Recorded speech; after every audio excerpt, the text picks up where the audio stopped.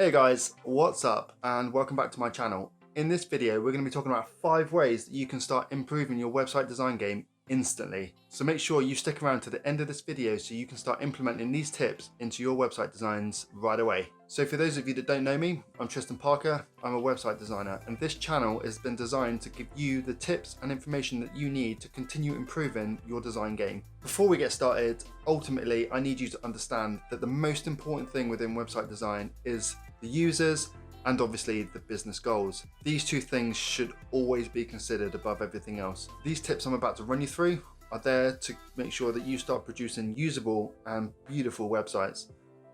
Beautiful and usable websites. So first up, you want to start thinking about negative space, otherwise known as white space. Now, what is negative space, you ask? Well, negative space is essentially the spacing around each of your elements within a web page. Just think of it as padding around each of your elements in order to create space. So having a lot of negative space isn't really an indication of the designer being lazy, but actually it's an effective way to allow the user to visit the page and digest the information that is put in front of them. Now, the important thing here is user experience, and if you are bombarding them with content and cramming all areas of the page, then they're not going to be able to digest anything. The experience will be poor and the user won't really know how to guide themselves from top to the bottom of the page. Now, while we're in the discussion about space, another thing that you might want to consider here is your text line height. Now, quite often I see text that doesn't really have any defined line height on it. Perhaps the line height is just 100%. Try adding a little bit of space between each line and it will allow the user's eye to guide from left to right and read all of the content quite easily. So when you're working with negative space, make sure your spacing in the web page composition is all consistent. If you're using a top and bottom pattern between an element, then you want to be using that same top and bottom pattern on the next element. So taking that all into account, I've put together 2 simple mock-ups to demonstrate examples of poor negative space, poor spacing and poor line height versus good negative space, good paddings, good line height. So here is a web page element of a UI card. Now look at it, it is terrible. All of the spacing that we've just spoken about does not exist. There's no consistent padding surrounding the text, there is no spacing between each line of text, there's no spacing in between the title, the spacing is off surrounding the button and inside the button, and really it is fairly difficult to absorb when glancing at it, and it makes my eyes need to work. So this is an example of what you do not want to do. However, this is beautiful. Here we have an example of the card.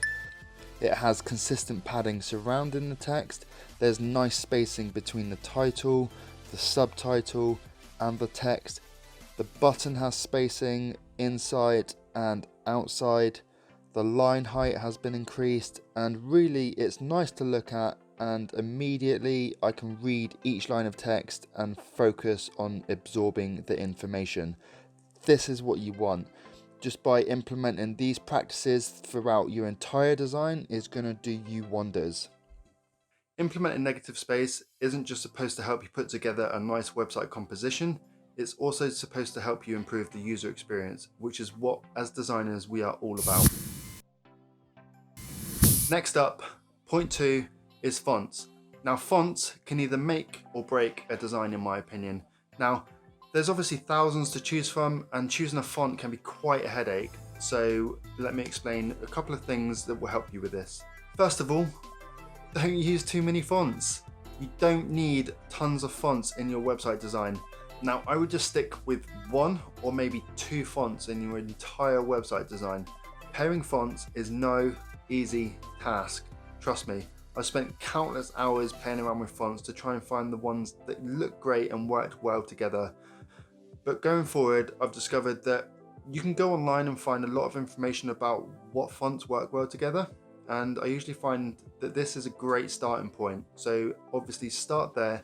Once you get a little bit more familiar about the fonts that work together, then I would absolutely recommend start experimenting more.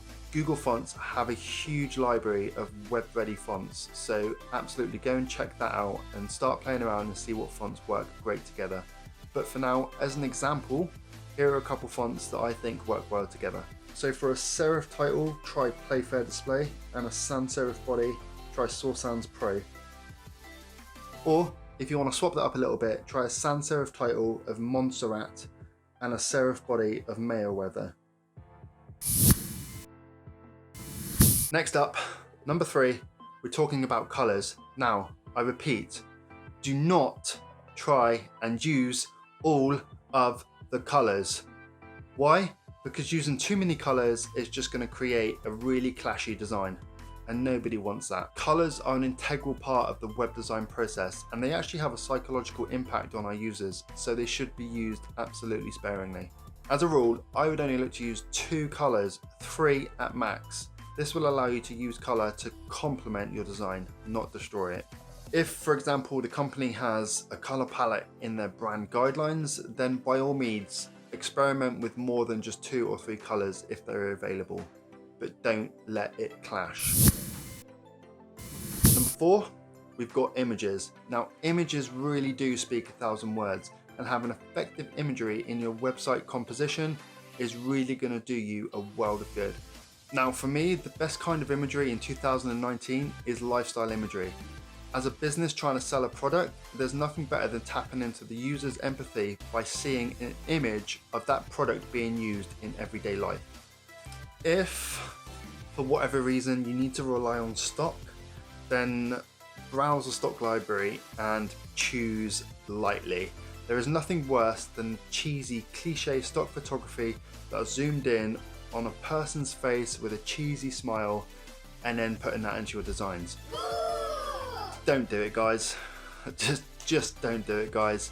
Instead, look for the more lifestyle shots that are natural of the subject in the picture, where they're perhaps not looking at the camera and it's more of like an action shot. That's what I class as more lifestyle. If you are using images, don't steal them from anywhere. I know that's a given, but if you're starting out as a designer, you might think it's okay to just take images off Google. It is absolutely not. So don't do that. Either use the images that are supplied by the business or use a stock library, but make sure you own the copyright. But ultimately, with your images, if you have a style of image that you're using, make sure that that is continued throughout the entire design. Consistency is key. Finally, point number 5, and that is call to actions. Now, you might be wondering, why am I talking about call to actions when I'm telling you how to improve your website design game? Well, that is because without clear, effective call to actions on your website design, the design becomes pretty pointless. Now, whether it's a online inquiry form, a sign up form, a purchase product, a video, a button, anything, you need to be guiding the user and inviting them to click or move forward with that call to action. And if you can do that properly with all of the 4 points that we've already discussed, then you are going to have a cracking design, I promise you. So guys, there you have it. Those are your 5 points to start improving your website design game immediately. And remember, if you want to design better websites, then I absolutely recommend that you subscribe, because there will be more videos like this. Now, if you've got any questions, then by all means, leave them in the comments. Otherwise, guys, I will catch you in the next one.